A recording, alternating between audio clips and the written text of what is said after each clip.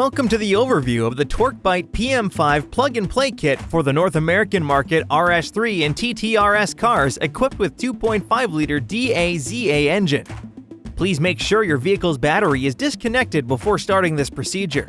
The tools you will need for this part of the PM5 installation are a small flathead screwdriver and the special contact removal tool needed to remove the crimped contacts from the factory fuel pump controller mating connector. This contact removal tool is available for purchase separately from the PM5 product page. Locate the factory fuel pump control module and detach it from the retainer, ensuring it and its mating connector are easily accessible. Pull out the cammed retainer latch on the right side of the mating connector, which will disengage the connector from the factory fuel pump control module. With the latch fully disengaged, gently wiggle the connector off the module and set the module aside for the time being. Next, remove the rear protective shroud from the rear of the connector. Gently pry on the locking tab on the left side and slide the shroud off towards the left. With the wires exposed, note the number of positions of each wire. We will be focusing on positions 4, 5, and 6, which are ground, power, and ECU control respectively. Prepare the contact removal tool by squeezing the orange connector arms down and sliding it towards the handle, exposing the two-pronged metal end of the tool. Flip the connector over and gently insert the contact removal tool into the contact position 6. You should feel the tool bottom out as it disengages the locking tabs on the contacts. Flip the connector over and gently pull on the wire, which should freely and easily come out of the housing. Prepare the new female connector housing supplied with the plug-and-play kit. Make sure its yellow latch is fully extended and its contact retainer is in the unlocked position.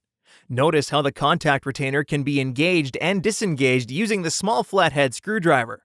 When the retainer is pushed flush with the connector body, it is still in the locked position, which means the contacts cannot be inserted or removed.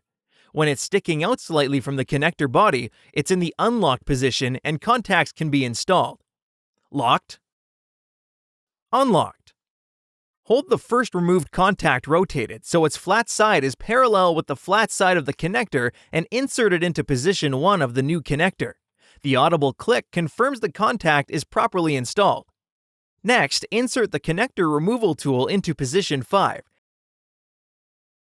and remove the next contact, applying the same procedure described earlier.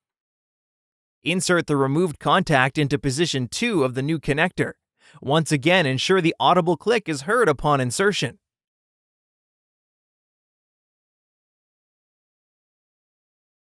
Next, insert the connector removal tool into position 4 and remove the last contact.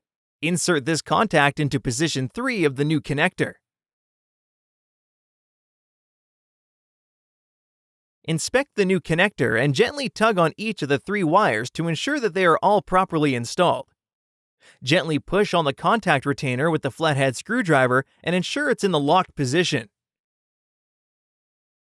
Next, install the 3 supplied silicone plugs into the 3 empty cavities, 4, 5, and 6 in the factory fuel pump controller mating connector. Reattach the factory fuel pump controller. It's no longer going to be powered, but it's reinstalled so it can provide a sealed mating connection that will protect the factory fuel pump controller mating connector from the elements. Installation is the reverse of the removal. Gently push the connector onto the module until it bottoms out, and then press in the black retainer latch to lock it into place. Finally, observe the proper orientation and mate the new female connector with the supplied male connector, and ensure the yellow retaining latch is locked into position.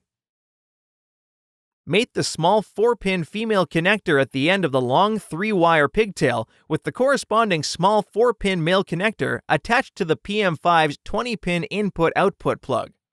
Attach the 20-pin plug to the PM5's input-output connector, once again making sure an audible click is heard upon insertion. Please note that the PM5 is environmentally sealed, so it must be installed on the interior of the car.